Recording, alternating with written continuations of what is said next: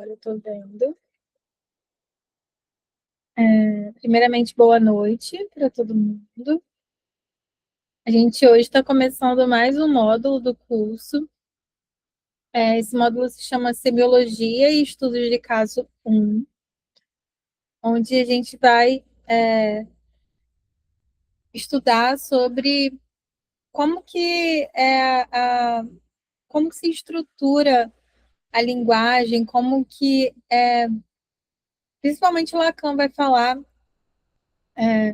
como que as palavras, as expressões, como as questões dentro da psicanálise, elas, o sentido delas, como que se dá os sentidos, os significados, os significantes ali dentro, e o que que isso, e como que a gente pode interpretar isso dentro da clínica, né? Opa. E aí, qual seria o objetivo dessa aula? Capacitar os estudantes a identificar, nomear, sustentar os indícios clínicos. E aí, durante a aula, a gente vai ver o que é indício, relevante na fala, relevantes na fala e na cena analítica, que seriam a cena, né? Seriam os afetos, as defesas, posições subjetivas, repetições, formações do inconsciente, silêncio, corpo, o tempo, o enquadre é o setting analítico, a demanda, a transferência. Cada um desses a gente vai ver separadamente depois. E articular esses indícios que são relevantes ali na fala e na cena com as hipóteses, o que eu acho que está acontecendo, e com o manejo. O que eu tenho que fazer a partir do que eu acho que está acontecendo? Com as intervenções possíveis, mas sem fechar diagnóstico. Eu não posso rotular e dizer fulano é isso, fulano é aquilo. E aí a gente vai falar um pouco sobre o que é a semiologia e o que é a semiologia psicanalítica, né? A semiologia psicanalítica, a gente pode dizer que ela seria uma prática para a leitura de indícios, de uma forma muito breve. Se a gente, eu trouxe aqui alguns autores para poder ajudar a gente a chegar numa uma forma meio simplificada de interpretação do que seria isso. Se a gente pegar Freud, a gente vai trazer que o trabalho clínico ele vai se organizar pela interpretação das formações do inconsciente. Então, eu tenho o sonho, os lapsos, os atos falhos, os sintomas, aquilo que eu sinto ali no corpo. Tudo ali são formações no meu inconsciente. Meu consciente armazenou algo e isso tudo está aparecendo de alguma maneira, né? Aparece no sonho, nos meus lapsos, nos meus atos falhos, nos sintomas no corpo. E aí, essas interpretações dessas formações do inconsciente vão ser produções que precisam de ser decifradas de alguma maneira. E não sinais apenas para ser listado. Eu não vou fazer uma lista, são sonhos, são lapsos, isso. Então, eu preciso interpretar essas formações do inconsciente. Então, isso, de certa forma, a gente poderia começar a entender o que é uma semiologia psicanalítica dentro de uma lógica freudiana. Freud não deu esse nome. Não existe Freud chamando de semiologia psicanalítica dentro do trabalho dele. Mas se a gente fosse aproximar o que seria uma semiologia psicanalítica, dentro do que Freud produziu, seria isso. Interpretar, decifrar o que o nosso inconsciente, né? Essas formações inconscientes nossas. Se a gente trouxer para Lacan, ele vai radicalizar um pouco mais esse ponto, que ele vai dar muito mais importância para o significante. Mais para frente a gente vai trabalhar um pouco mais o que é o significante também. Mas o que seria o significante aqui? É a materialidade da palavra. Repetições, cortes, equívocos, encadeamentos. Então, se eu tenho o hábito de falar a mesma coisa repetidas vezes, Mas eu nem gosto disso. Mas eu nem gosto disso mesmo. Mas eu nem gosto disso mesmo. Eu estou falando isso em vários momentos diferentes, isso já vai ser um significante. Então, eu, enquanto analista, tenho que observar o meu cliente com essas repetições e interpretar o que ele está querendo dizer junto com ele, essa repetição que está aparecendo ali. Ok? Então, eu tenho que pensar nisso como um operador de leitura. De modo que essa clínica ela vai privilegiar o que vai insistir na fala, o que vai estar dentro dessa fala, para além do sentido imediato.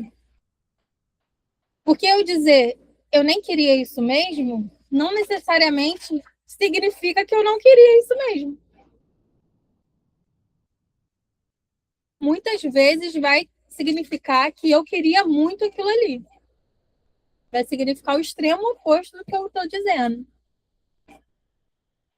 Então, dentro desse significante. E aí a gente vai trabalhar melhor nesse conceito de significante mais para frente.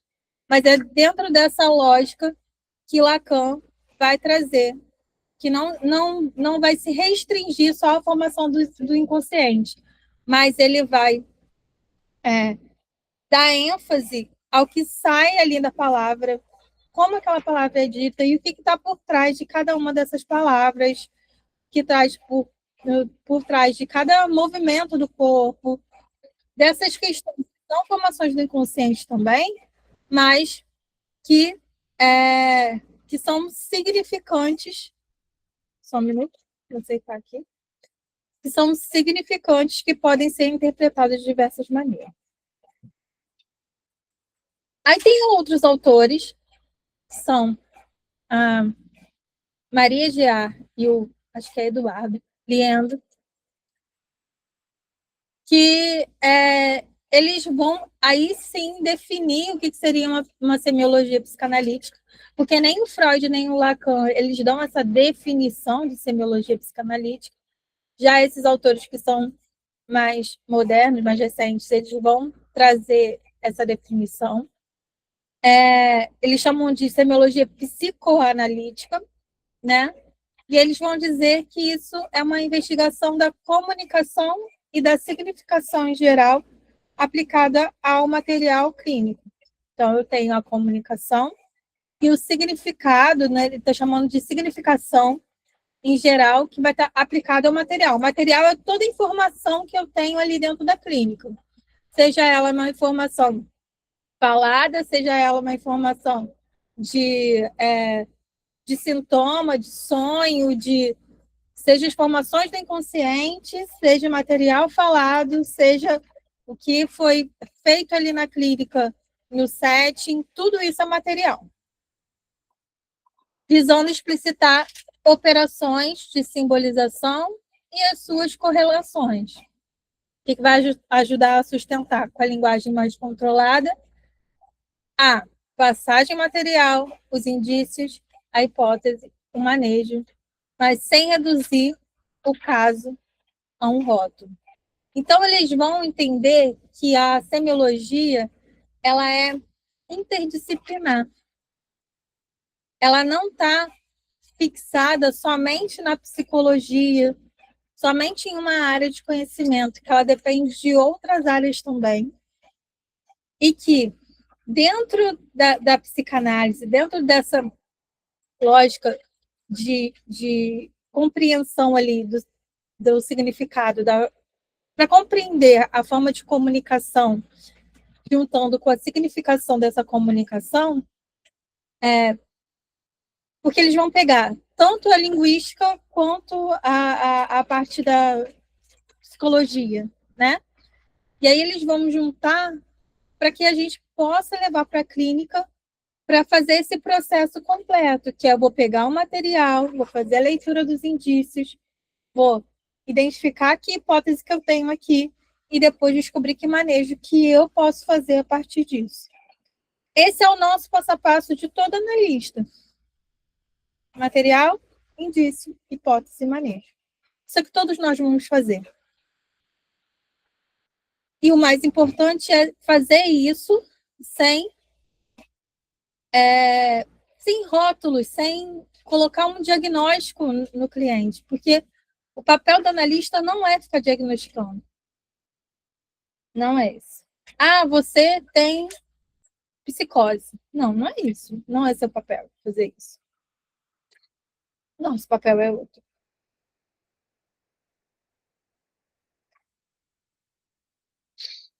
E aí, se a gente pudesse chegar numa, entre aspas, definição aqui, seria um conjunto de procedimentos de leitura que vão recortar esses indícios que são clinicamente relevantes, que eu não vou pegar todos os indícios desse cliente, que é impossível, na fala, no corpo, nos atos dali, no setting, entender como formações do inconsciente ou efeitos de defesa, né, mecanismos de defesa do ego, repetição e transferência. Então, eu vou pegar elementos, indícios ali dentro da clínica que são importantes, que esse cliente me trouxe.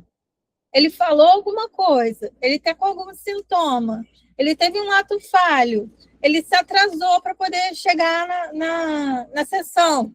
Tudo isso é informação. Juntei essas informações e eu entendi elas como uma formação do inconsciente dele, um mecanismo de defesa do ego, uma repetição ou uma transferência. Eu vou colocar em uma dessas caixinhas.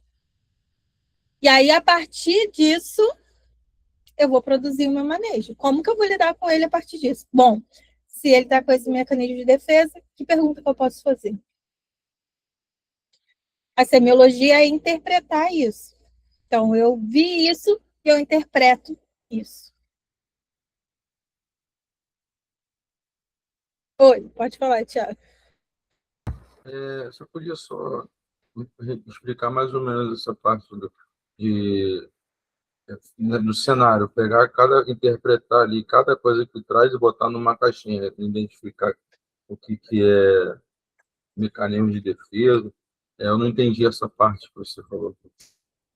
Não, você vai pegar a situação que você está, o recorte, a cena que você está vivendo ali com o cliente. O cliente trouxe uma questão, um problema dele. Pessoal, o áudio está falhando para mais alguém? Não? Então deve ser sua internet mesmo, Patrícia. O cliente trouxe uma questão, está com algum problema na vida dele. Ou aconteceu alguma coisa ali dentro da sessão, no meio da sessão. Ele ficou mexendo no celular no meio da sessão. Isso já é suficiente para poder você trazer como você é terapeuta, você é analista, analisar, e aí com base na semiologia, o que a gente está trazendo a semiologia é isso, dizendo que a semiologia é isso, mas você não vai ficar pensando em semiologia na hora do atendimento, mas só explicar que semiologia é isso. A gente faz semiologia sem perceber que está fazendo semiologia. E aí você vai identificar que aquilo ali é um mecanismo de defesa. Olha, ele pegou o celular no meio da sessão porque ele tá com dificuldade de falar sobre essa questão. Ele está querendo falar sobre isso. Então, ele está fugindo. Entende? Então, você entendeu que aquilo ali é uma questão, um mecanismo de defesa dele. Agora, se ele sempre se atrasa, alguma outra questão, aí já é uma repetição. Então, por que ele está sempre se atrasando? O que está acontecendo? Qual é a questão que está envolvida ali? Aí já é outra questão que você vai ter que trabalhar. Outro ponto é a transferência. Eu acho que foi eu que dei essa disciplina para vocês também. Transferência contra transferência, mecanismo de defesa do ego, não foi? Então, outro ponto é a transferência também. Então, o que acontecer ali na clínica é você identificar qual dessas caixinhas que está ali. Olha, identifiquei. Bom, Transferiu, não transferiu. Estou contra transferindo. O que está acontecendo aqui? Né? E aí vai fazer as perguntas certas, as perguntas melhores possíveis, de acordo com aquela situação ali. Hoje é um dia onde a gente vai ver muitos exemplos. Hoje não, esse mês, né? Eu falei hoje porque a aula normalmente é de um dia só no presencial. Esse módulo é um módulo onde a gente vê muitos exemplos. Porque aí a gente passa a ver que perguntas eu posso fazer. Nossa, eu podia responder desse jeito. Realmente, podia fazer essa pergunta. Então, é interessante para a gente começar a ter exemplos de como a gente poderia perguntar em situações que podem aparecer comuns, assim, do cotidiano da clínica. Tá bom? Primeiro embola a cabeça para depois começar a desembolar. O começo é teórico, bem teórico. E depois a gente vai ter muita prática. Essa aula inteira tem 5 atividades, do começo ao fim. Não, hoje não são 5, mas do começo ao fim são 5 atividades. Então, tem bastante tarefa. Para vocês verem que é bem prática a aula. Tá bom? Mas o começo embola mesmo, porque é uma teoria bem densa. Eu tentei simplificar o máximo que eu pude. Vamos agora para as terminologias que eu estava falando antes. Vamos começar pelo significante. O significante, e aí deixa eu falar primeiro de um autor que foi de onde Lacan bebeu da fonte antes de construir a sua própria ideia de significante. Lacan foi para a linguística.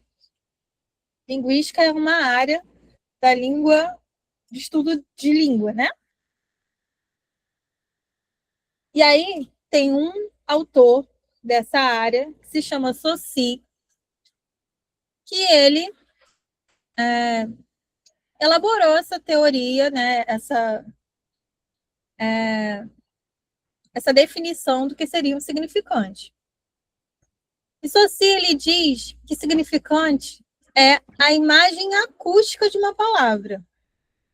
Um som, um fonema, um conjunto de fonemas.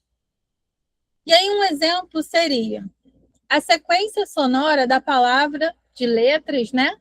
Da palavra cadeira. Seria cadeira. Isso é a imagem acústica da palavra cadeira. Cadeira. É o que a gente escuta. Isso é o significante para Saussure. Aí Lacan pegou emprestado isso e falou, não vou ficar só nisso. Tá? E aí, o que o Lacan fala? Fala que o significante, para ele, aí ele traz para a psicanálise. Significante vai designar a forma material que aparece na fala. Então, para ele, não vai ser só a fala. Vai ser a fala, a expressão, um tropeço, uma repetição, um equívoco, tomada como um elemento diferencial numa cadeia.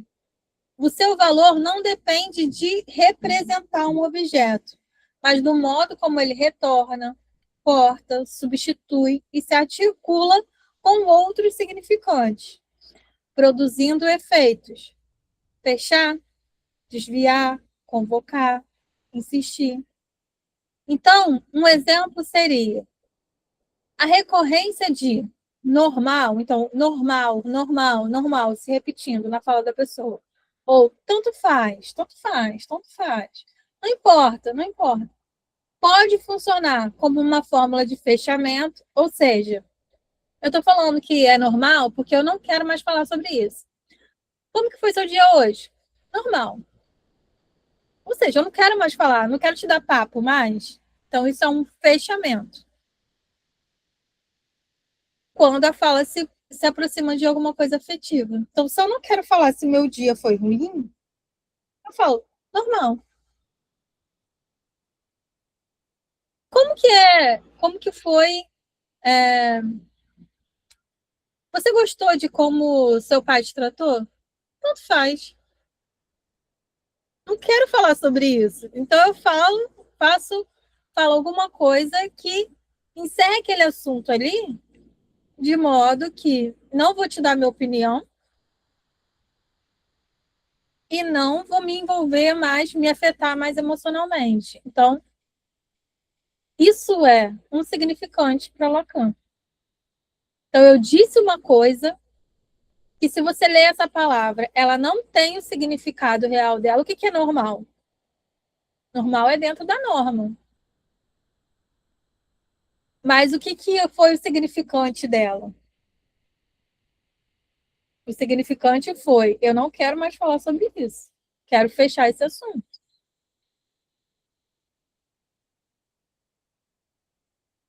E aí é diferente do que o Saussure trouxe, que é só o som da palavra. Para Saussure, normal seria normal. Só o som das palavras, os sons da palavra. Oi, Kate. Professora, aí dentro desse significante a gente vai analisar não só o que o paciente falou, né? Mas aí, por exemplo, enquanto ele está falando desse normal, ele dá um suspiro, ou ele funga, ou ele fica tenso, né? Então a gente consegue interpretar dentro desse conjunto que realmente não está normal, é isso? Exatamente. Daqui a pouco a gente vai falar sobre isso. Tudo que está junto com isso. Perfeito. E aí, o que seria o significado? Significado é o conceito, o sentido imediato que se atribui a um enunciado, o que parece que está sendo dito. Mas, na perspectiva lacaniana, ele é tratado como provisório. Ele tende a se deslocar conforme a cadeia significante se organiza, de modo que o trabalho clínico não se reduz a compreender o sentido, e sim a acompanhar como que o sentido é produzido e modificado pela fala. O que isso quer dizer? Normal pode significar tô bem. Como que tá? Como é que você tá? Tô normal. Pode significar eu tô bem. Mas também pode operar como é que foi seu dia? Normal.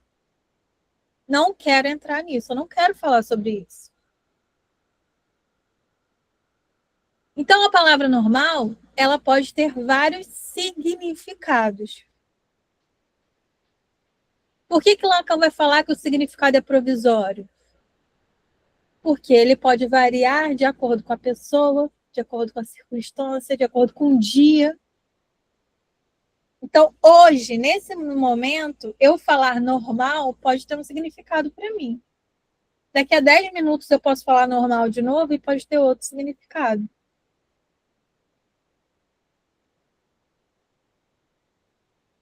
Certo? Agora, para Saussure, significado é uma ideia ou um conceito associado a uma palavra. O que seria cadeira para Saussure? Um objeto para sentar. Não é o som da palavra cadeira, é um objeto para sentar. Então, diferente de Lacan, olha, para Saussure, cadeira é um objeto para sentar. É isso e acabou. É um significado único. Para Lacan, o significado ele vai ser provisório. Normal pode ser isso agora, mas pode ser outra coisa amanhã, depois da manhã é outra coisa. A gente vai trabalhar com quem? Com Saussure ou com Lacan, gente? Quem é da Lacan. psicanálise? Ah, tá. Mas foi lá no Saussure a fonte que o Lacan bebeu, por isso que eu estou trazendo ele para cá, não é à toa.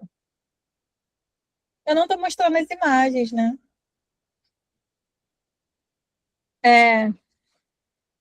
E aí aqui, essa imagem é interessante porque aqui ela está falando, por exemplo, ó, sim, claro, sem problema, eu estou bem. Quando, na verdade, o que ela está sentindo é medo, frustração, né? São outras coisas que não são, na verdade, o que ela está falando. Que ela pode falar uma coisa e está sentindo outra. Pode estar sentindo o que ela está falando? Sim, mas também pode estar falando uma coisa e sentindo outra. E o que seria o signo? O signo é uma unidade que vai juntar o significado e o significante. Para o Saussure, a cadeira seria a forma mais o conceito de cadeira. Então, isso aqui é uma cadeira. Porque eu olhei para o objeto, é um objeto de sentar, e eu dou o nome cadeira. Cadeira. Eu dou esse nome, então eu sei que é cadeira. Porque se fosse só um objeto de sentar e eu não desse esse nome, ele não seria cadeira. Se eu só tivesse o nome e não fosse um objeto de sentar, eu não teria o signo. Para ter o signo, eu tenho que ter os dois juntos. E aí, Lacan já não vai dar tanta importância. O signo existe? Existe. Mas qual vai ser a importância para o Lacan? Vai ser o significante. Porque o significado é aquilo que muda de acordo com a situação. E o significante é o que eu vou observar naquela fala ali, naquela questão, naquela repetição, naquele lapso, naquela troca. Então, ao invés de fixar o signo normal, como X, como alguma coisa, na psicanálise a gente vai investigar como é que o normal ele volta na sessão e com que efeito sobre a associação e a transferência.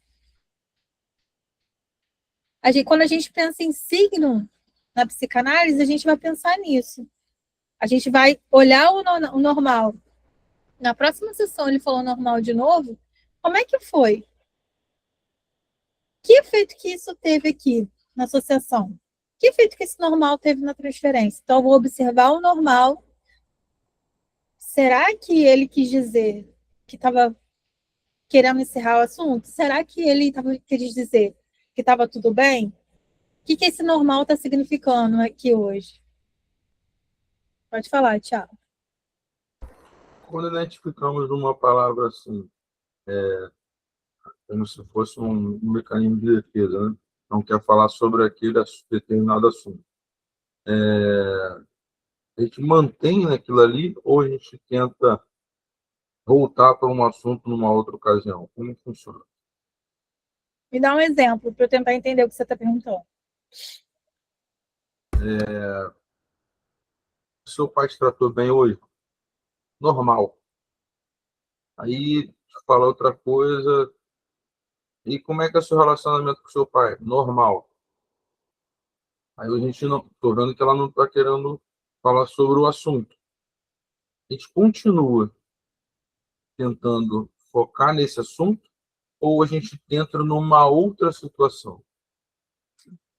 Você precisa de perguntar sobre esse assunto. Você precisa de perguntar. Se a pessoa não estiver preparada para falar, ela vai te dar sinais de que não está preparada para falar. Mas você precisa perguntar. Uma das perguntas que você pode fazer é: o que você quer dizer quando você diz que está normal?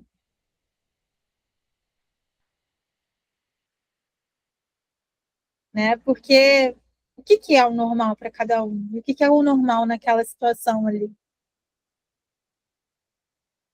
Então, você me disse que a gente pode manter aquilo ali naquela mesma situação que a gente fica, mas a palavra que ela não queira falar, manter aquilo ali de uma forma, uma pergunta de uma forma diferente, no caso. Você tem que usar as palavras que eles usam. Você tem que aproveitar a palavra que ele trouxe, que o cliente trouxe, e devolver para ele. Você disse tal e tal coisa. Como que isso ressoa para você? Sabe? Você usa a palavra que ele trouxe para poder você construir uma pergunta. Porque a pessoa não se ouve. Normalmente, quando a gente fala, a gente não se escuta. A gente vai falando no automático. Então, quando você repete, olha, você disse isso e isso. O que você quis dizer quando você disse isso e isso? Aí você põe a pessoa para refletir, que ela não parou para fazer antes. né? Porque fiz essa pergunta bem direto, porque eu estou vivenciando assim, em 2 dias um fato. Um parente próximo perdeu a esposa num acidente de carro e ela faleceu no ato do acidente. E esses 2 dias que eu estou com ele está falando coisas assim que aconteceu, que não aconteceu, e parece que ele está se escondendo de algo. Mas ele está no processo de luto também, difícil, né? Tem que ter É calma, paciência. verdade. Eu veio essa ideia para pensar nessa situação. Processo de luto é muito doloroso, né? Tem que ir com calma, não pode também pressionar. Eu não perguntei, não fiz nenhuma pergunta, eu só fiquei observando. Uhum. Né? Porque a nossa vivência, a gente acaba sendo um laboratório de estudo, né? O dia a Sim, dia da gente. Então, eu estou observando muito, fico observando as coisas, palavras no meio de uma conversa. Às vezes eu sento para tomar um café, presta atenção em volta. Isso parece, não sei se eu estou falando doido, não, mas eu estou gostando disso. Mas a gente fica observando em volta, entendeu? Por isso que eu fiz essa pergunta por conta dessa aula de sim. hoje. Mas é isso, estudar psicanálise faz a gente começar a pensar em um monte de coisas. E é bom quando a gente começa a pensar sobre a gente mesmo, né? Essa eu acho que é a melhor parte. A melhor Porque parte. a gente olhar para a vida do outro é fácil. Doloroso é a gente olhar para o próprio umbigo. Com certeza, com certeza. Vamos lá, vamos para a primeira atividade, então. Essa atividade se chama significado, significante e signo. Eu falei um pouco para vocês o que era significado, o que era significante, o que era signo, né? O significado é o que é aquela, como se fosse o conceito daquela palavra ali, né? O significante é o que está por trás. E o signo, que seria a junção das duas coisas. Eu tenho 8 frases, termos aqui, expressões. A gente tem quantos? 5? Tem 5 alunos aqui. Cada um escolhe um. Vão sobrar 3.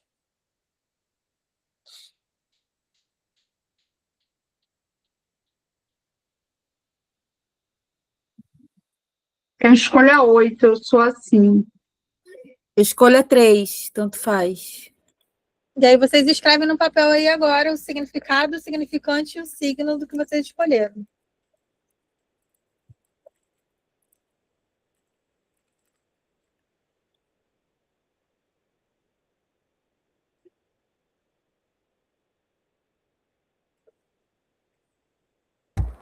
Eu não entendi um pouco essa Ó, atividade.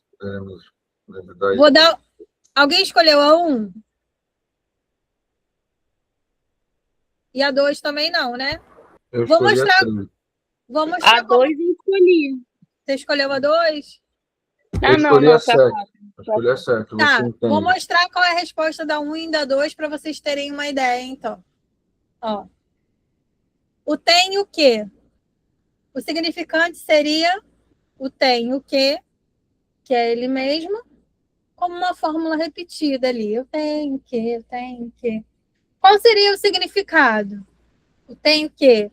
É uma obrigação, uma responsabilidade. Eu tenho o que fazer. Que seria o signo? O tenho o que com essa ideia de dever, ideia de obrigação. E se eu fosse fazer uma leitura com a base na semiologia, não pedi para vocês fazerem, é só uma interpretação aqui. Pode indicar o superego, uma alta exigência, um fechamento da escolha.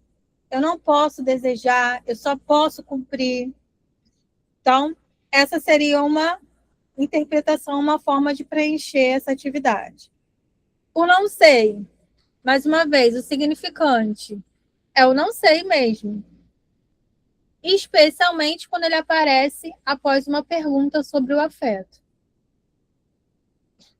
Significado: desconhecimento, né? Não sei, desconhecimento.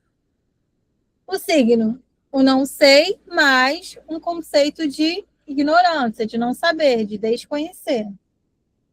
E aí uma leitura com base na semiologia. Pode funcionar como resistência, corte, proteção contra implicação. Não sei como modo de não dizer. Ficou mais claro como tem que fazer ou não?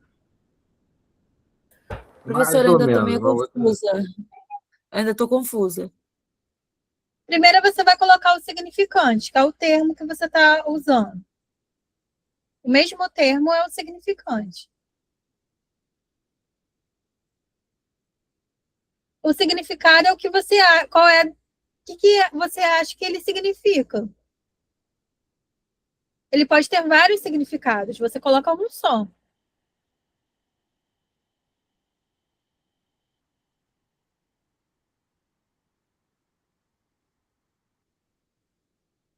E o signo seria juntando as duas coisas, o significante mais o significado que você escolheu.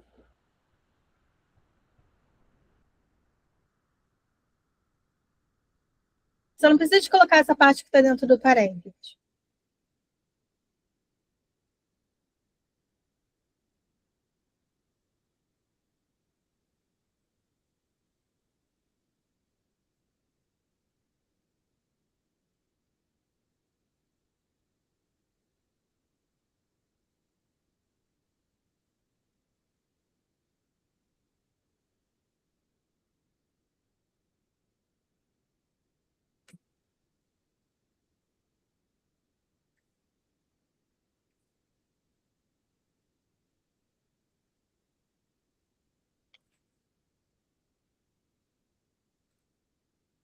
Posso falar o meu para ver se eu já entendi? Qual é o seu número?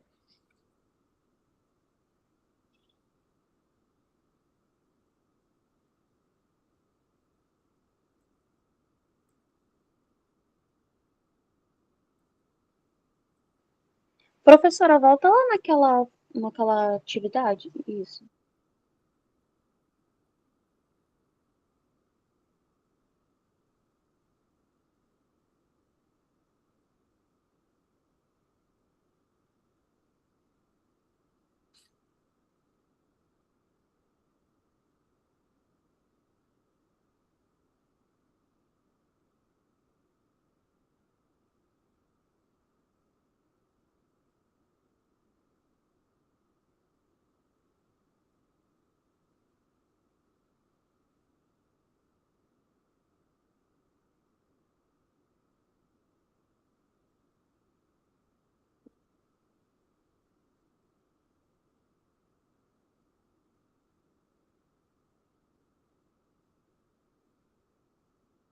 Conseguiram, pessoal?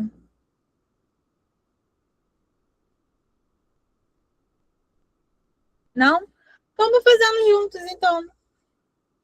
Quem é o 3? Alguém escolheu o 3 e 4? Eu Vamos lá. escolhi, professora. Vamos lá, o 3. Tanto faz. O significante seria tanto faz. Você colocou algum significado? Foi esse mesmo que eu coloquei, tanto faz. O, Só que eu não botei nenhum significado, que eu fiquei perdida aqui. o significado, um possível significado é indiferença.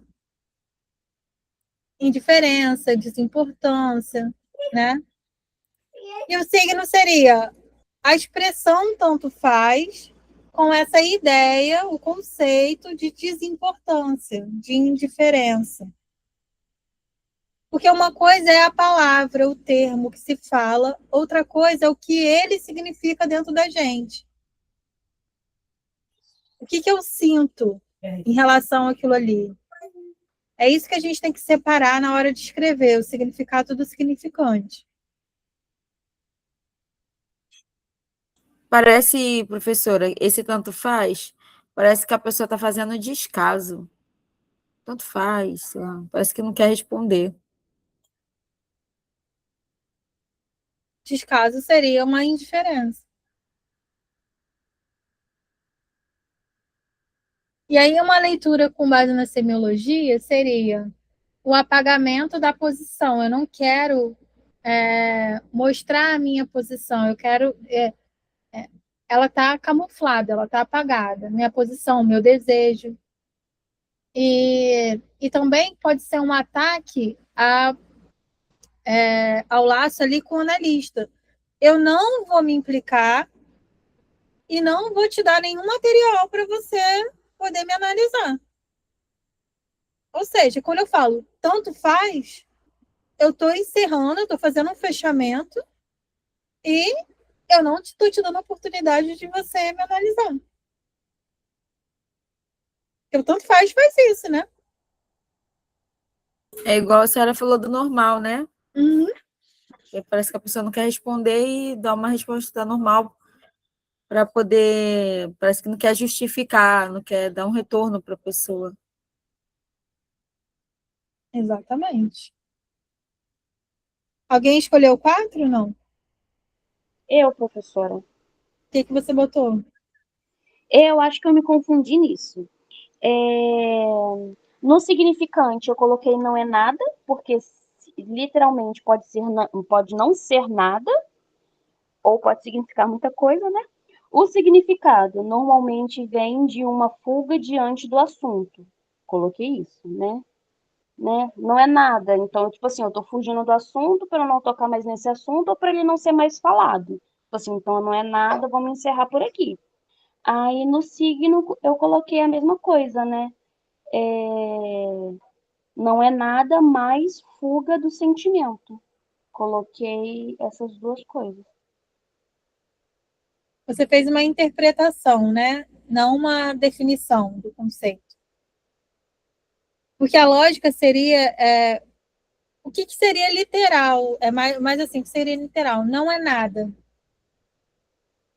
Quando eu digo que não é nada, eu estou dizendo que isso não é importante. Não é? Não é nada. É difícil.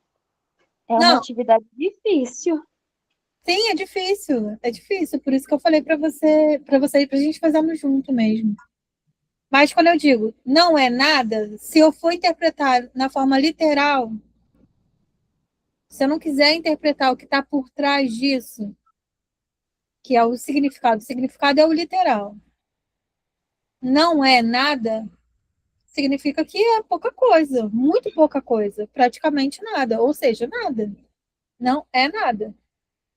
Então eu estou colocando isso numa coisa muito menor. Isso não tem muita importância, isso é irrelevante.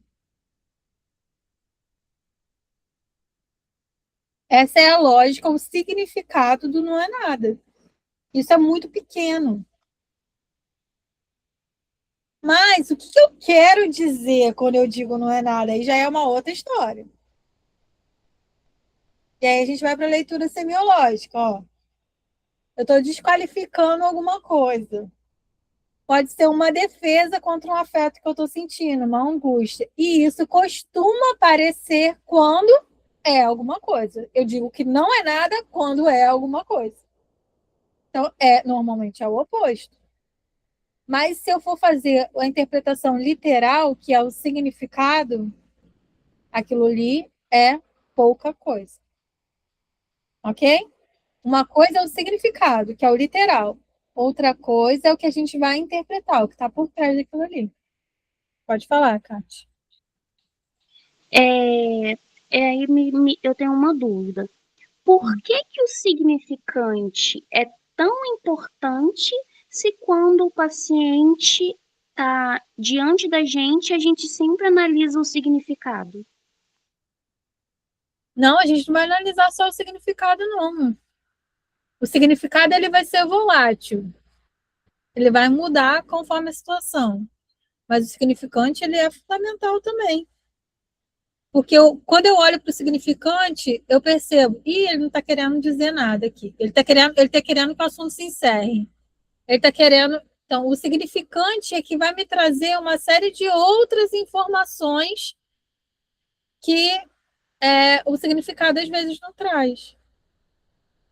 Então, o significado é definição mais literal. Então eu não entendi, porque pelo que eu entendi, a gente está sempre olhando, até nesse exemplo que a senhora deu, eu estou olhando o significado, não o significante, porque o significante é como se fosse o literal da palavra. E quando o paciente está com a gente não olha o literal da palavra, a gente olha sempre o que está por trás. A gente vai olhar o que está por trás. E aí, dentro, ó, o significado, ele vai ser o significado. Por que está escrito ali imediato? Porque o significado ele vai se alterando. Ele pode ser uma coisa hoje, depois amanhã outra, e ele vai mudando conforme a situação, certo? Então, o significado, ele é.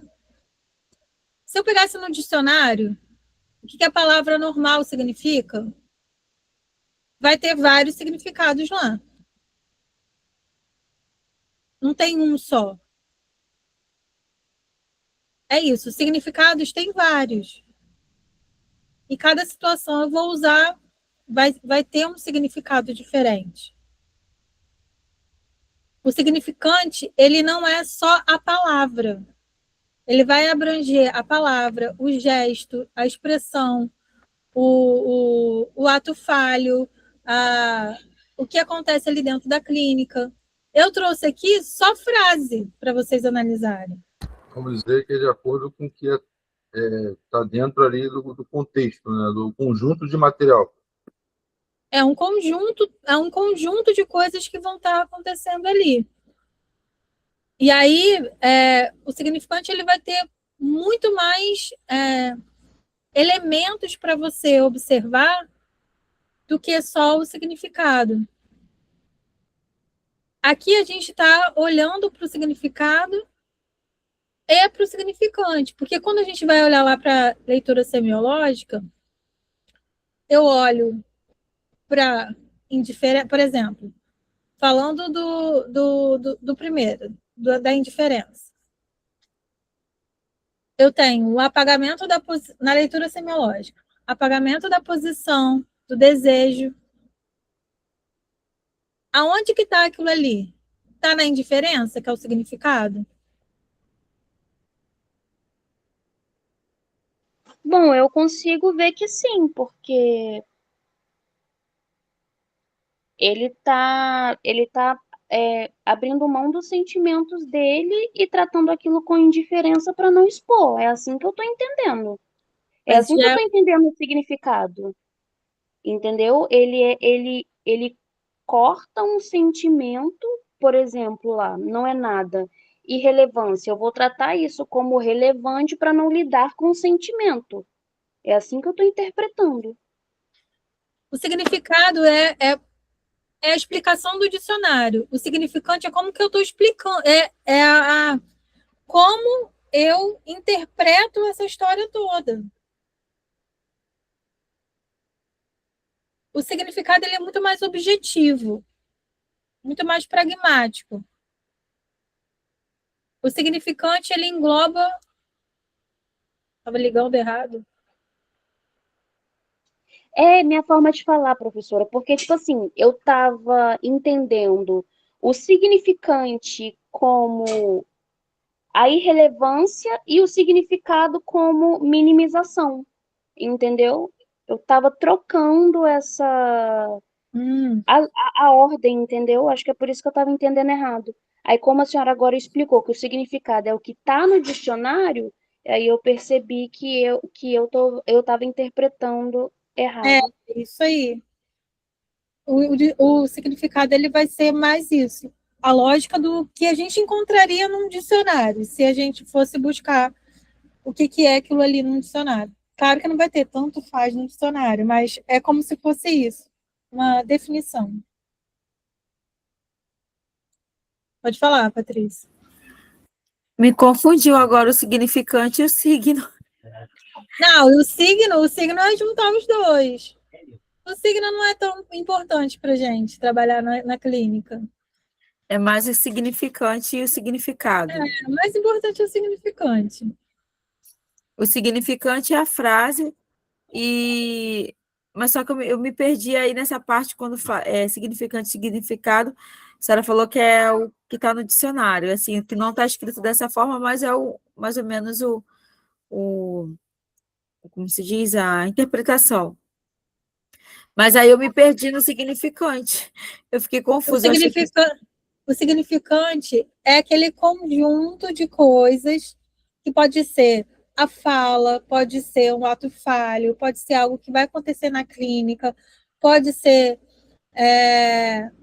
um sintoma no corpo, pode ser esse conjunto completo de coisas, alguma dessas coisas que a gente vai traduzir dessa forma, de uma forma que a gente consiga interpretar na clínica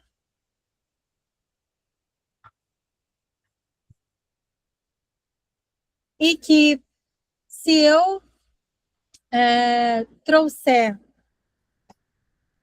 imediatamente, eu posso pensar como aquele exemplo. Vamos voltar lá para aqui. Vamos voltar para o slide.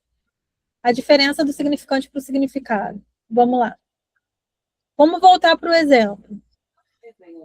Olha, a recorrência de normal, tanto faz, ou não importa, ela pode funcionar como uma fórmula de fechamento. O que isso quer dizer? Que essas expressões, elas podem funcionar para eu não falar mais sobre alguma coisa. Então, é o que está por trás do que eu estou falando, o que está por trás do que eu estou fazendo, o que está por trás do que eu estou sentindo, do que é o meu sintoma. Então, o significante é o que está por trás dessas coisas. Não é o que está escrito ali. é um sentimento oculto, né? É algo. Tem que ter, no caso, interpretar. Aí a gente é que tem que interpretar. Agora, o significado é aquilo ali, é o do dicionário. É uma coisa já mais formalizada. Isso. Então, normal. Tô bem. Normal. Tanto faz. Sim, Normal, não quero falar sobre isso. Pode ter vários significados da palavra normal. Mas eu posso escrever, eu posso traduzir em palavras com mais facilidade, como se fosse uma definição do dicionário. Já o significante, não. É algo que está por trás do que está sendo dito. É o sentimento da pessoa, só que a gente acaba tendo que interpretar pela leitura facial, O que pela eu queria linguagem. fazer? Isso, o que eu queria fazer? O que eu queria dizer? O que eu estou sentindo quando eu digo isso? Entendi. É como se fosse no dia a dia, quando alguém está falando alguma coisa e a gente tenta entender o que ela está sentindo. Ela está desabafando. E aí ela sai falando um monte de coisas, mas ela não consegue falar o que ela está sentindo, mas a gente já entendeu o recado. Às vezes a pessoa só quer falar. Entendi. Melhorou um pouco? Sim, melhorou. Então vamos seguir. Alguém pegou eu juro? Não? Eu juro, como um marcador de insistência. Né? O que estava por trás do eu juro? Eu queria marcar minha insistência. Eu juro, eu juro, eu juro. Então, o significante é isso. O que estava por trás do eu juro? O significado. Garantia de verdade. Quando eu falo eu juro, eu quero garantir que o que eu estou dizendo é verdade. Certo? E qual seria o signo? Esse eu juro do significante, mais o que eu considero como verdade. O meu conceito de verdade, que isso é muito particular, né? A leitura semiológica pode sinalizar que tem algo em disputa. Pode ter uma culpa, um medo de julgamento, uma necessidade de convencer o outro. Que eu juro, tem muito disso, né? Eu preciso te convencer de que o que eu estou falando é verdade. O 6, eu queria. Alguém pegou? Esse? Não? Acho que já foi todo mundo, né? Falta eu. Ah, então tá. Falta o 8. Ah, tá. Eu queria. Falta o 7.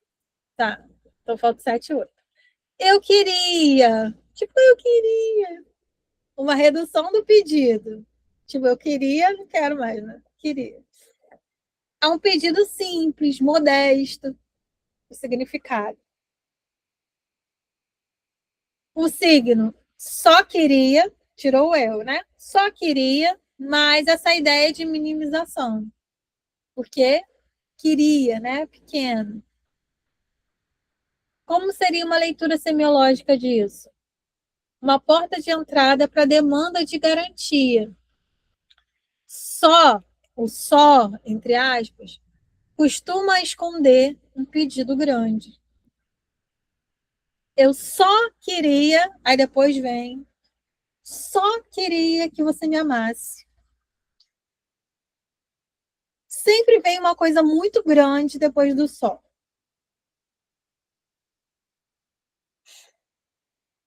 O 7.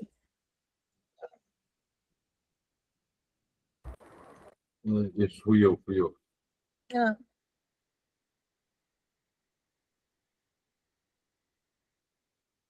Você desligou o áudio na hora de você falar a sua resposta. É. Eu entendi como se fosse uma validação, um pedido de ouvir, né, de ser entendido. E, e a leitura semiológica eu já não vou entrar, que eu não entendi muito, mas é como se fosse só ter querer ser entendido e nunca conseguir ser entendido, pertencer, ser ouvido, como se fosse algo que deixa insegura, então tenta querer se sempre explicar, sem a pessoa fazer, a pessoa entender o que ela quer expressar, vamos dizer, ser validado, ser ouvido. Isso, é essa checagem de compreensão. É eu checar se você entendeu, mas você entrou numa subjetividade muito grande, né? O significado, ele vai numa linha mais objetiva. Lembra que eu falei? É o significado do dicionário. O que é o você entende? É alguém que está perguntando se o outro entendeu. E o que é isso? É checar se o outro está compreendendo. É uma checagem da compreensão. Isso seria uma definição, entre aspas, uma definição de dicionário, né? Seria entende, junto com esse conceito do que é compreender. É uma validação?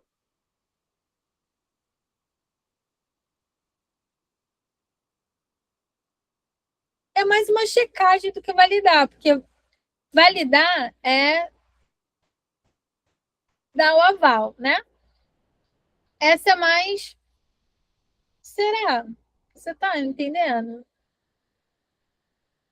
E nem sempre é para dar um aval. Porque isso pode operar como uma forma ali, ó, de adesão, de aliança. É tipo, tu é meu parceiro. Você quer não sei o que, você entende? Você quer não sei o que, você entende? Às vezes não é uma coisa necessariamente de você está perguntando de fato que se a pessoa está te entendendo ou não. Às vezes é só um vício de linguagem para. Fica aqui do meu lado. Fica aqui perto de mim. Tu é meu parceiro? A gente está tão habituado a fazer isso que a gente não percebe o que está fazendo. E aí é por esses motivos.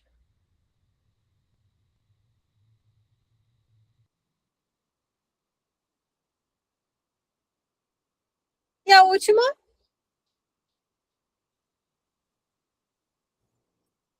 Eu. o que você botou, Simone? É, eu sou assim. Eu tenho um amigo de longa data que eu entendi bem quando você disse que a palavra ela muda o significado, porque há tempos atrás ele sempre falava assim: eu sou assim, Eu sou assim. Tipo assim, identidade, eu não mudo, não adianta. Significado, não adianta. Eu sou assim, né? Ele se identificava assim. Depois de muita conversa, tempo, agora ele fala de uma forma diferente. Eu sou assim. Eu sou assim. Sabe? No começo, era uma identidade que ele aceitou, tipo assim, meio soberba, e falava assim: eu sou assim, pronto, acabou, eu não vou mudar, não adianta. Eu sou assim. Identidade, ele aceitou aquilo. Hoje em dia, não, hoje em dia, se eu sou assim. E quando você falou sobre que a palavra muda, na hora me veio a pessoa assim, da forma como ele fala hoje. É diferente, ele não fala mais daquele jeito. Eu sou assim mesmo. Eu sou assim. Não vem, não. Hoje não, hoje já é diferente. Então eu vejo assim, significante. Eu sou assim, né? E esse significado para mim lá atrás era que ele se identificava assim, mas eu achava um pouco meio orgulho, meio soberbo. Hoje não. Hoje já tem uma outra identificação para mim. Para mim, antes era um mecanismo de defesa, que falava assim, ponto. Eu sou assim, ponto. Acabou, não tem mais nem menos mais. Não vou mudar. Hoje não. Hoje ele já mudou. Ele usa a mesma frase, como você disse, mas se falando assim, eu sou assim. A mesma frase com uma forma diferente. Agora é meio com uma decepçãozinha, né? Um reconhecimento de que Que ser tem que assim nem mudar. é tão legal, né? Não é tão legal ser assim. Há anos atrás era, não, sou assim mesmo, que não vem não, que não vou mudar não. Hoje a mesma palavra, é impressionante como fala hoje. Eu sou assim. Tipo, assim, tem que mudar. Interessante. Esse eu sou assim, desse traço mais arrogante que você falou, No aqui como começo. significado, traria esse traço pessoal mais estável, né? Com esse fechamento da identidade, vai impedir a cena, vai impedir a mudança. Não é o que aconteceu, é meu jeito, eu sou assim. Agora, esse eu sou assim do outro jeito, já vai ser um outro movimento, né? É um movimento. Ele reconhece que ele é assim e que precisa de ajuda para mudar. E pode ser que esteja num processo de tristeza consigo mesmo, né? De não estou satisfeito com quem eu sou sendo assim. Exatamente. Né? Já fui assim há tanto tempo e hoje não deu certo, então. Eu ainda sou assim. É mais um eu ainda sou assim, né? Então, interessante, ótimo exemplo, muito bom. Olha, respiramos. Vamos para um outro que também é uma outra atividade já já. Esse aqui a gente pula assim de uma atividade para outra, que nem um sapinho na lagoa. Queixa, demanda e sintoma. O que seria uma queixa? A formulação de um sofrimento, do sofrimento, tal como o sujeito apresenta. Eu tenho uma crise, nananana. Eu não durmo, eu estou sofrendo de alguma coisa. Então, quando eu falo tal coisa com o sofrimento, é uma queixa. Eu estou reclamando. É uma queixa. O que seria uma demanda? Um pedido endereçado ao outro, explicitamente, ou como demanda de amor ou garantia. Me diga o que eu tenho, me diga o que fazer, eu quero que você me ajude, eu preciso de você. Tudo isso é um pedido endereçado ao outro. Normalmente é o cliente falando com o terapeuta isso, tá, gente? E o que seria o sintoma? E aí, na lógica da psicanálise, a formação de compromisso com função, depende se satisfaz, inserida numa repetição. ligado ao recalque, ao retorno do recalcado. O sintoma não é problema, mas também não é só problema, é também solução custosa. O que seria o sintoma? Ele é como se fosse uma queixa. Eu reclamo de alguma coisa, mas, além de reclamar, eu digo que não tem como resolver aquela coisa. O sintoma na psicanálise é isso. É mais ou menos isso. Não entendi, professora. Pode repetir, por favor. Eu vou trazer um exemplo e uns exemplos, e aí vocês vão ver. Deixa eu pegar aqui. Se eu pegar a atividade, eu vou dar a resposta.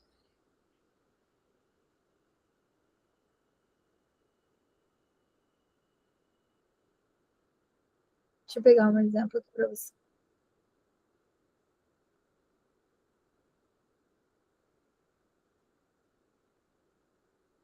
Uma queixa é uma reclamação, certo? Deixa eu fechar a apresentação. O sintoma é uma reclamação, mas que eu vou dizer que eu não tenho como resolver aquela coisa.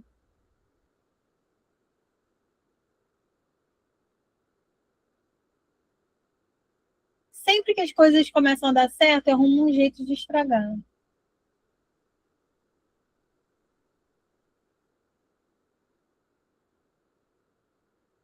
Vou pegar alguns exemplos aqui de sintoma para poder mostrar para vocês.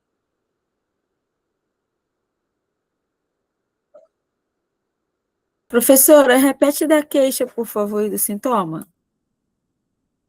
A queixa é só uma reclamação.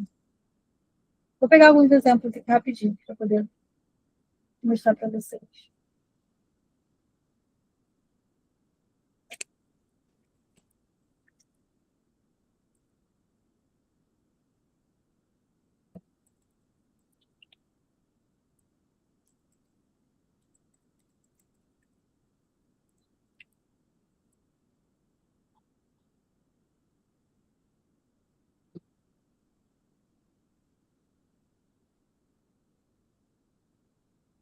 Por exemplo de queixa.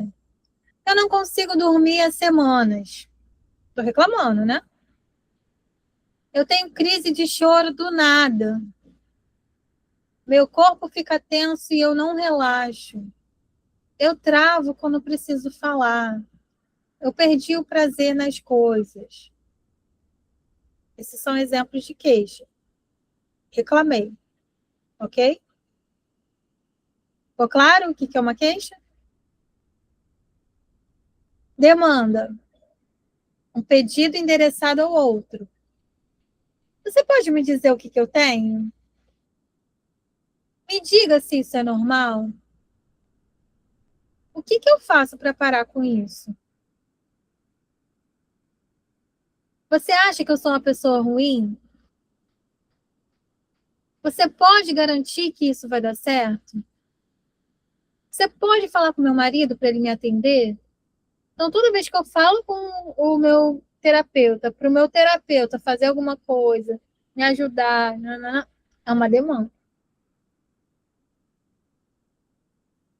Ok? Foi a diferença desses dois? Tudo bem até aí? Agora a gente vai para o sintoma. O sintoma é o que às vezes embola um pouco com a queixa. Mas vamos lá. É a formação de um compromisso com função e repetição. Ele protege, evita algo e, ao mesmo tempo, faz a gente sofrer. Então, alguns exemplos. Sempre que as coisas começam a dar certo, eu dou um jeito de estragar. Outro. Eu repito o mesmo tipo de relação e depois eu digo que foi azar.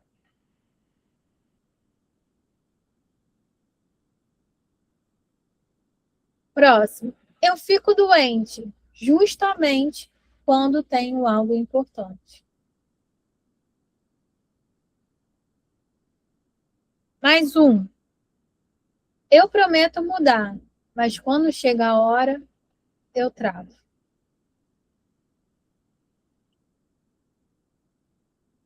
Próximo. Quando eu penso em descansar, eu sinto culpa. E o último, eu evito certos lugares sem saber por quê. Ele é um padrão que vai retornar e vai organizar a vida. Vai sugerir uma função. Ele vai, ou eu quero evitar uma angústia, ou eu quero evitar culpa, desejo, confronto. Mesmo com muito custo. Eu quero evitar aquilo ali, entendeu? Isso é o sintoma. Sintoma é um pouquinho mais difícil, às vezes, de diferenciar da queixa, mas a lógica é essa. Ok? Agora eu vou abrir a atividade e vocês vão me dizer se é queixa, demanda ou sintoma.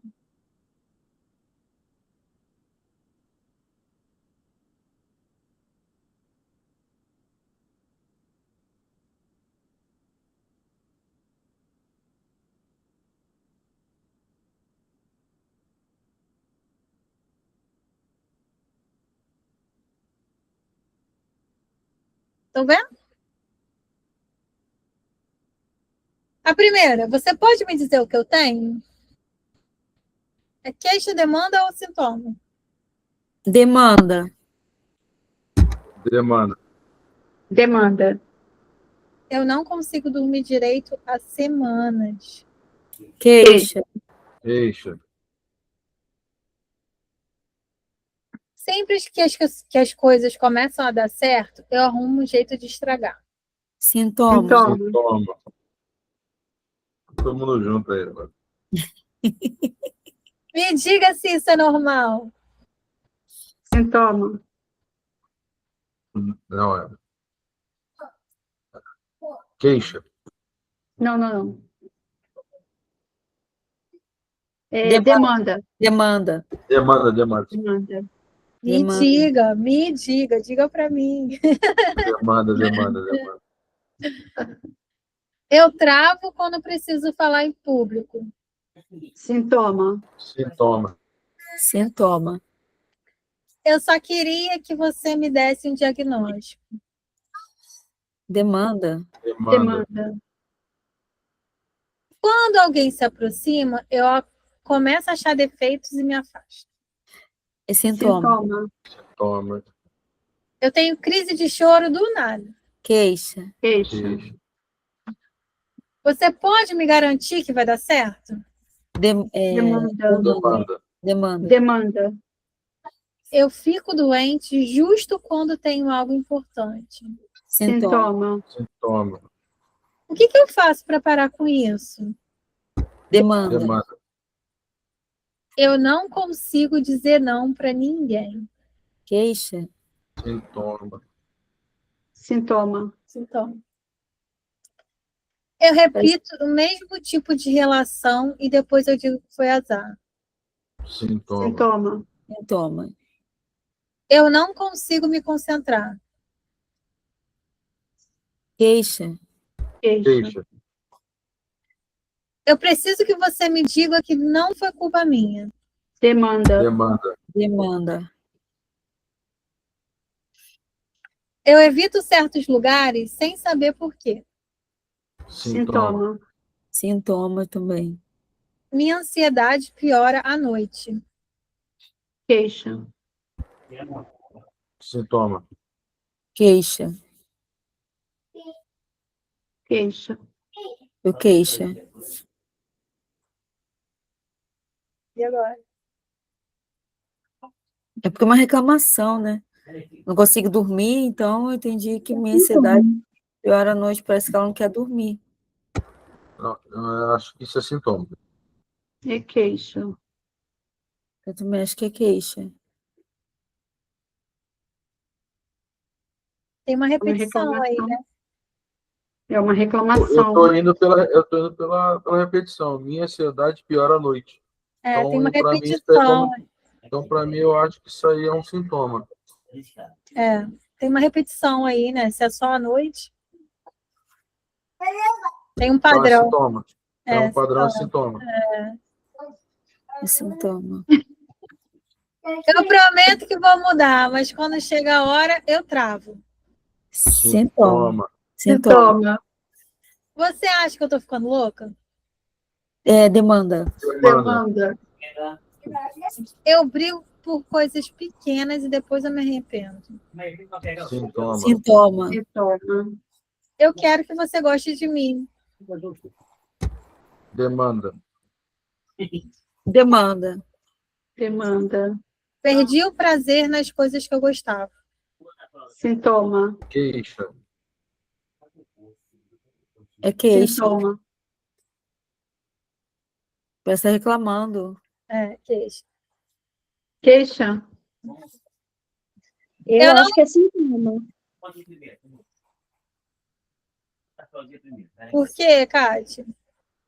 Porque, vamos supor, se a gente for avaliar um quadro de depressão, ele começa dessa forma, perdendo o prazer pelas coisas da vida. Então, pode não ser só uma queixa, e sim um quadro clínico de algo. Mas aí aqui a gente está. A gente está trazendo o sintoma dentro de. Se a gente colocar como. É porque a gente não está colocando aqui nem como uma repetição, nem como. Eu estou vendo como uma reclamação mesmo.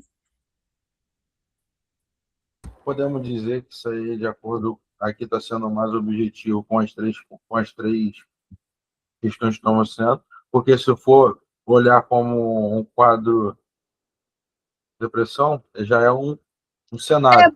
Aí já entraria um cenário, já entrariam outros conteúdos, e você já tem praticamente um prognóstico, né? Que fala.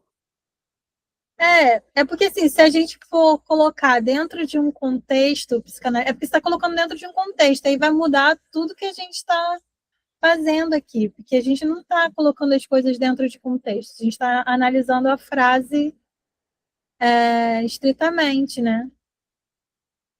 Só aquela frase ali.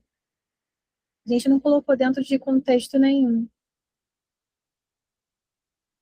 E ali não tem repetição, não tem dentro da definição do que a gente trouxe ali. Eu vejo que que não é.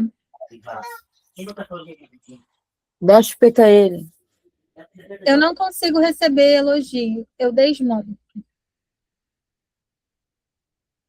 Sintoma. Aí sim. Sintoma. Sintoma. Você acha que eu sou uma pessoa ruim? Demanda. Demanda. Meu corpo vive tenso, principalmente no fim do dia. Sintoma. Sintoma. É uma Toma, tem um Sintoma, tem padrão. um padrão. Eu me cobro até exaustão e depois não consigo fazer nada. Sintoma. Sintoma. Você pode falar com meu marido para ele me atender? Me entender? Sintoma. Demanda.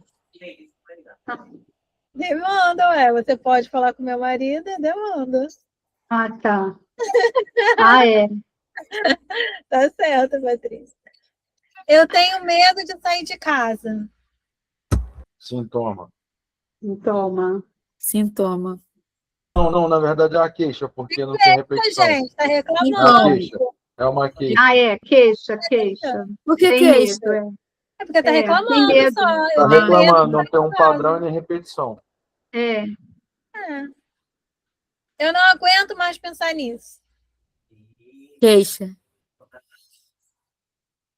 Quando eu penso em descansar, eu sinto culpa. Sintoma. Sintoma. Acabou. Ufa! Mas é legal, né? Eu gosto dessas coisas assim. A gente se desafia um pouco. Errando, acertando. Acho Mas divertido. assim, mas foi bom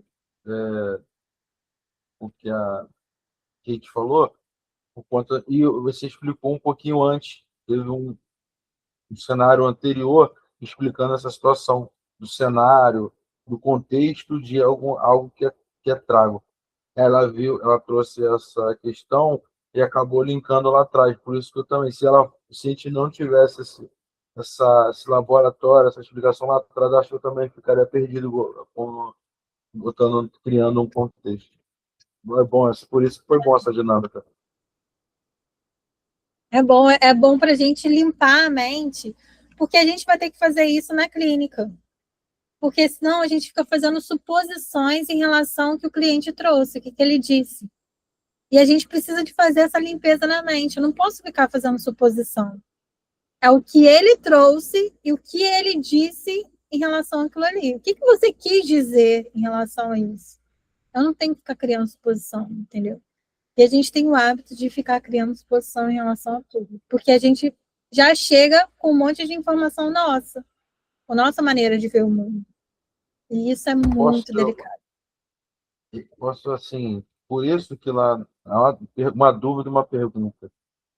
Então, vamos dizer que lá no início do curso, é por isso que a gente primeiro tem que entender nós mesmos, compreender nossos pontos para poder, em certas situações como essa, não ter uma transferência, vamos dizer assim, não ter você acabar julgando, vendo a si próprio ao invés do paciente. No caso, vamos dizer que é isso. Não ter contra-transferência, né? Tem que lidar bem com a contra-transferência.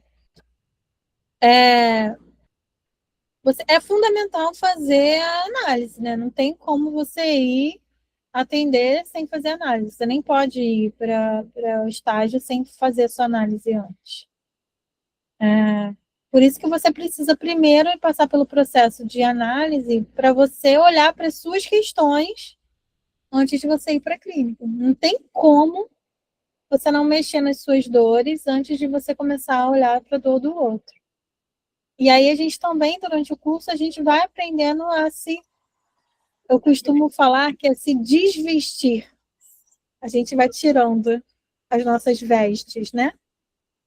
Porque a gente está cheio de roupa, a gente está vestido com um monte de coisa. É a roupa da mãe, é a roupa da minha função de trabalho, é a roupa da minha religião, eu tô com um monte de roupa aqui. Mas quando eu chego na clínica, eu tenho que tirar todas elas. Eu não posso estar com nenhuma dessas roupas. Porque eu posso ter um outro trabalho fora dali. Mas esse meu outro trabalho, ele não pode impregnar o trabalho da clínica. Porque já pensou se eu for advogada lá? Não, vai falar não, não está estudando. Vanessa, Oi. eu vi um vídeo que um jovem ia para fazer psicanálise, ser atendido, e cada lugar, igual você falou, ele ia para o trabalho, aí ele abria o guarda-roupa e botava uma máscara. Aí ele ia, depois ele ia para outro lugar, ele ia lá e trocava. Aí lá, na hora da terapia, ele tirava todas as máscaras. Muito interessante o vídeo. Pena que eu não gravei. Calma. Muito interessante. Aí você está falando, né? Tirar as roupas, né? Se despir, né? Deixar ser visto. E aí a gente precisa de estar neutro, o mais neutro possível dentro desse processo. E para a gente ficar neutro, a gente precisa de tirar essas roupas, né? Essas personas que a gente tem em cada um desses lugares que a gente vive, frequenta.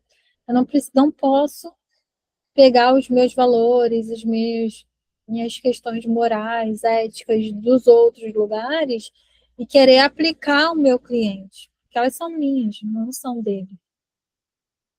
Isso aí, como você falou, teve um fatozinho que aconteceu comigo. A minha ex-namorada, noiva, era psicóloga.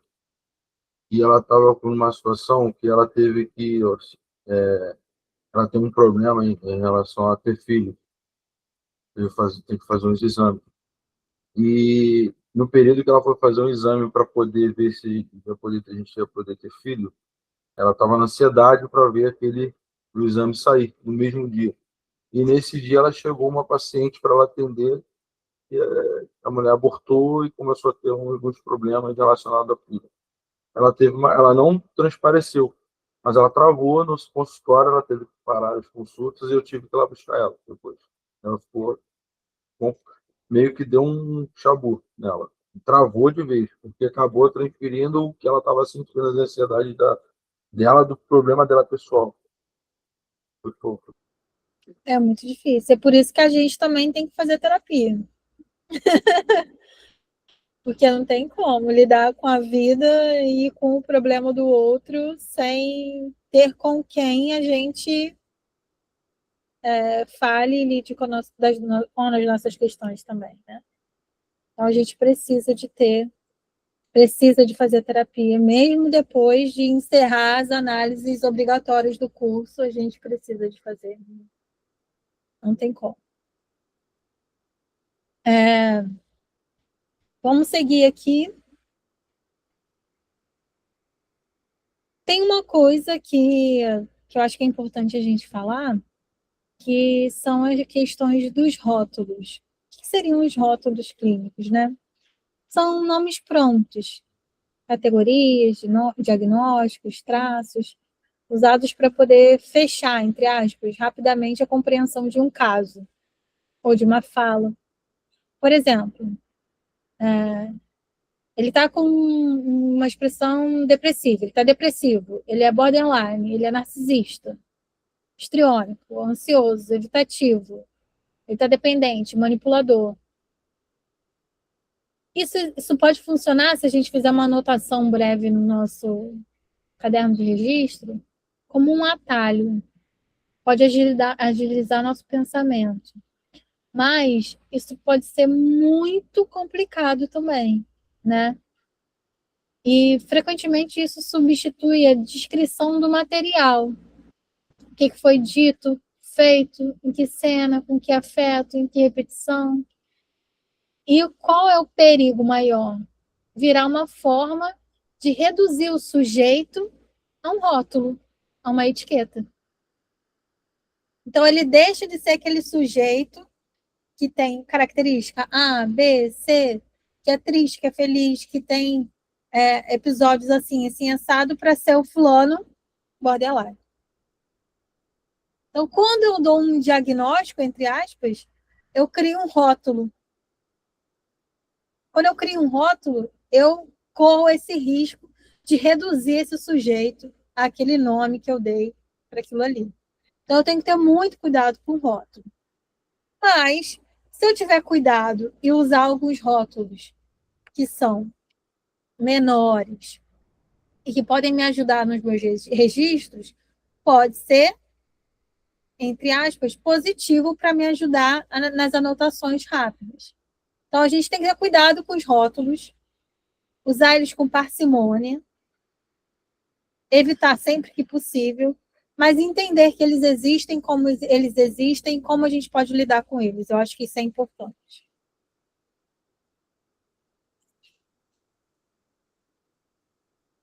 E aí, tem uma atividade que é sobre os rótulos. São algumas frases, de 1 a 12 tem frases, e do A até o N tem alguns rótulos. Eu queria que vocês tentassem conectar. Não tem conexão de todos com todos. Algumas frases, as frases têm conexões, mas nem todos os rótulos têm conexões com as frases. E aí eu queria que vocês tentassem ligar aí os números com as letras. Vocês podem tentar fazer no papel, para a gente conversar? Eu vou fechar a câmera aqui rapidinho enquanto vocês fazem.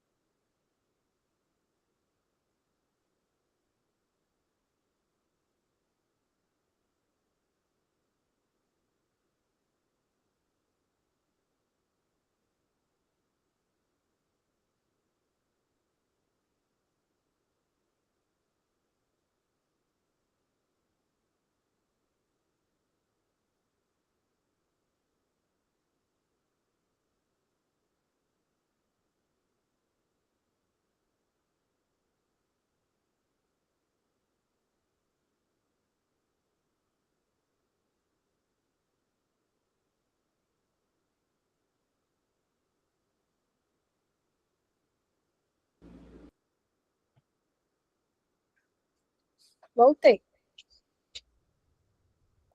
Conseguiram? Eu ainda estou fazendo. Tá bom.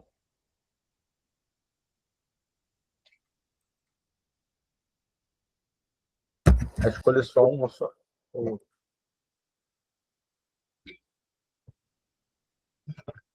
Você só fez uma frase?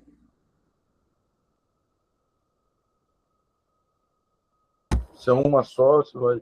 Como é que a gente vai fazer? Faz o máximo de frases que você conseguir.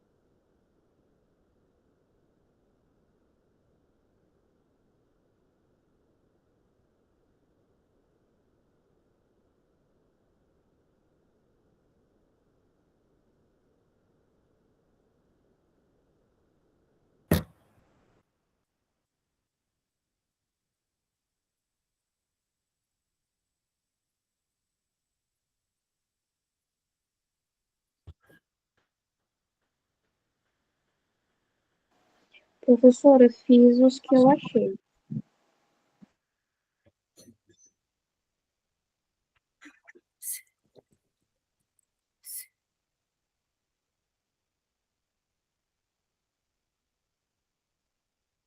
Vamos então?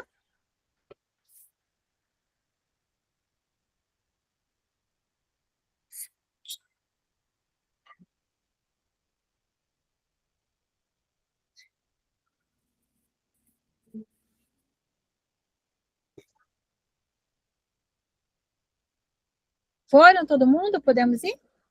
Ou não? Não fiz todos. Eu tô. Alguns eu achei, outros não. Não tem problema.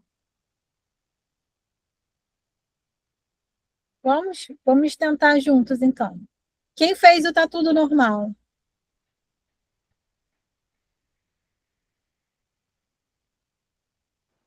Eu fiz. O que você colocou? Eu coloquei AD generalizando. Tá tudo normal.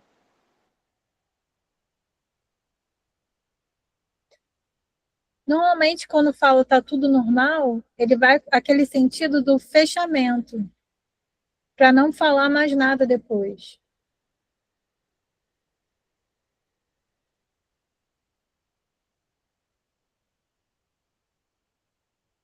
Lembra que a gente falou do normal?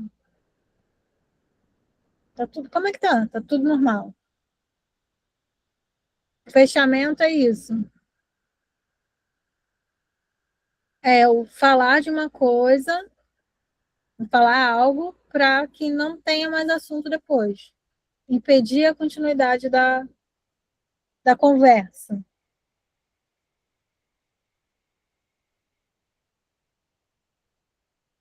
O tanto faz, alguém fez?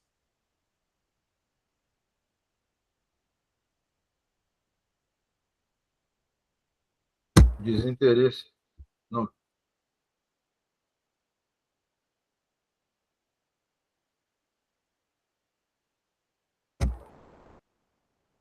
Desinteresse não, desqualificando.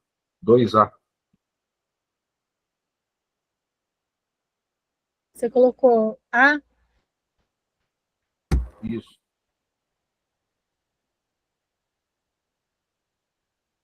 E os demais, alguém mais fez? Não?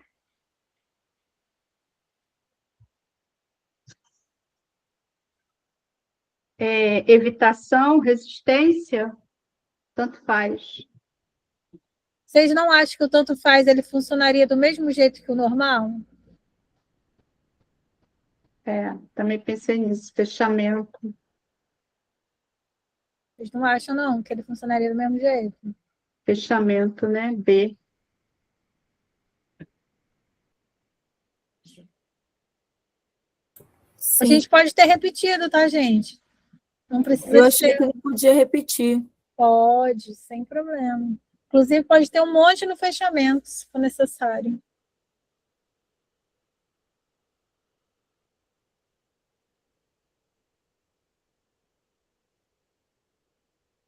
O tá tudo normal poderia até entrar aqui em desqualificação também.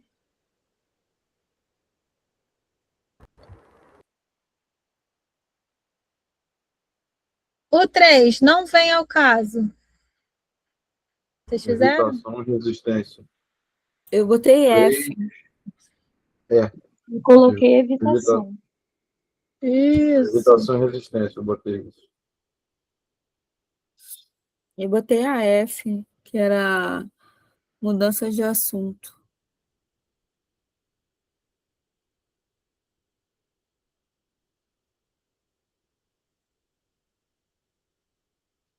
Acho que está mais próximo do evitação, da resistência. Não vem ao caso.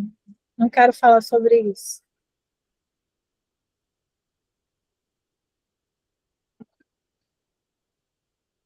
O próximo, eu só queria entender.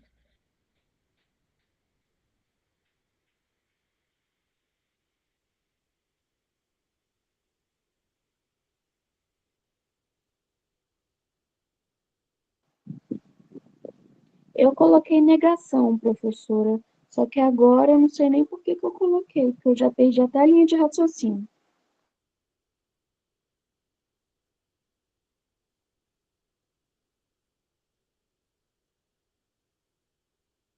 Vocês lembram? Eu só queria. Era o quê?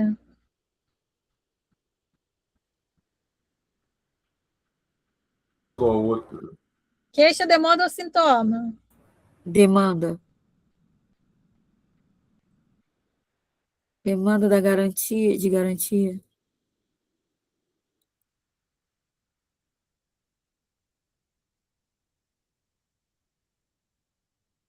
O próximo. Você entende, né?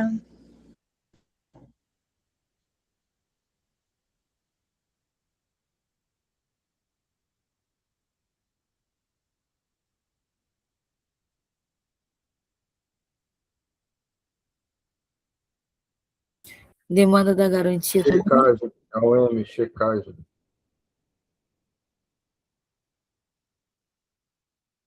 Demanda da garantia também.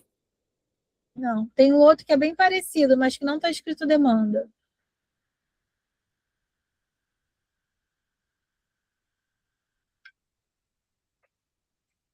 O que é uma demanda? É um quê?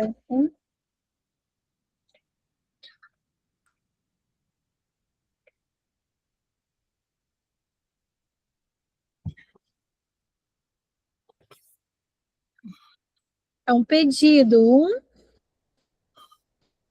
Apelo ao outro. Uhum. Apelo ao outro.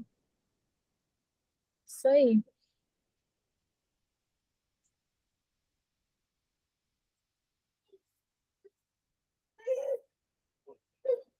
Eu não sei. Esse é o mais fácil, gente. Essa eu fiz. Não sei. Eu botei a AG. Tava a resposta do lado, né? É, Quem não fez esse é porque eu não quis fazer. Não sei como um bloqueio. Eu juro que não foi por mal. Essa eu fiz, a C. Você colocou demanda de garantia? Isso. A 7, deixa eu ver se é isso mesmo que eu botei.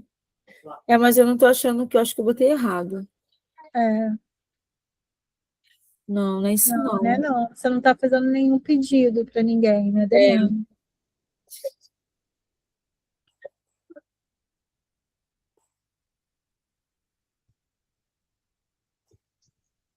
Culpa, julgamento?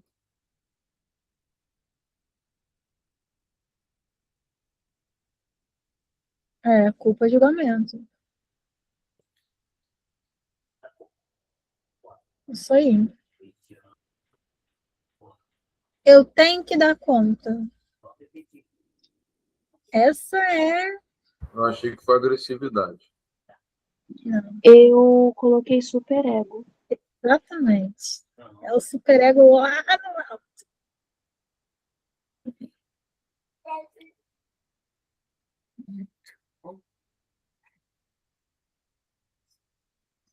Isso é besteira.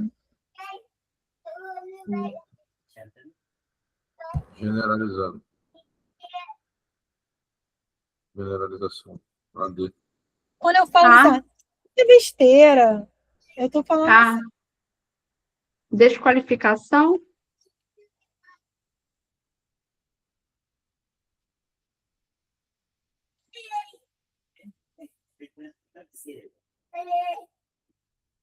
Você acha que eu sou ruim?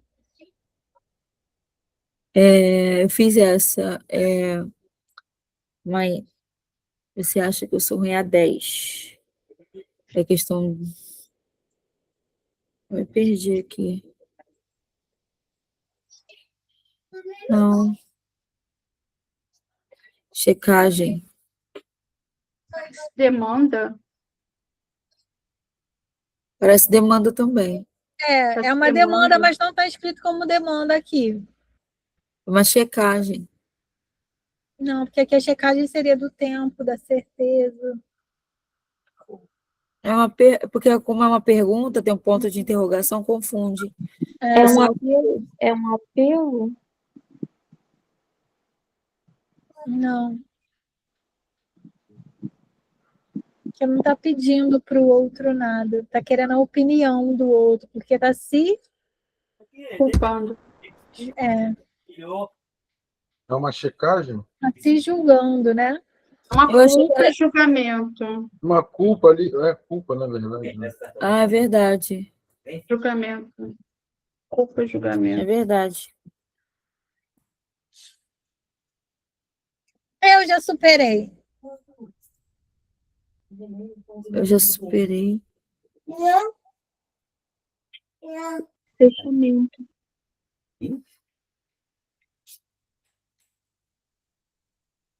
Alguém falou fechamento, não falou? Foi, a Kate. Eu já superei. Não preciso falar mais nada depois disso, né? Já superei, acabou, não falo mais nada. Me digam o que eu faço. Ai, meu Deus. Uma demanda. É uma demanda. Acho que não tem uma opção aqui de demanda de outro tipo de demanda, né? Demanda de garantia. Garante aí o que eu faço. Me dá uma garantia do que eu faço.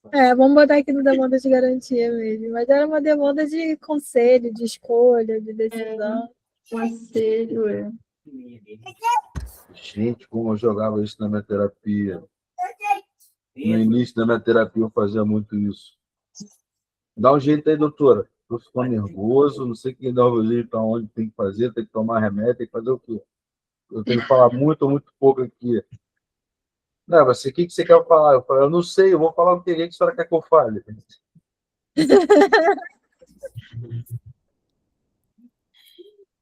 Tá vendo? Doutora, estou me sentindo, estou me tremendo à toa, do nada, depois comecei a conversar com a senhora. O que está acontecendo? Preciso de 2 terapias por semana, não estou aguentando, estou me sentindo sozinho, o que eu faço? Fazer assim mesmo. É isso aí. Tem que preencher um formulário, a professora Vânia está pedindo lá antes do final, né? Eu acho que é da frequência. A galera tá faltando muito nessa turma. Meu Deus.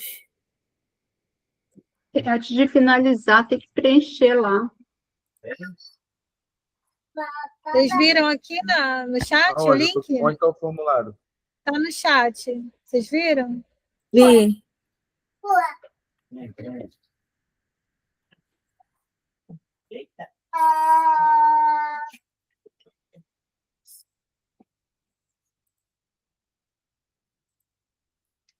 Eu vou só parar a gravação, tá, gente? Tá.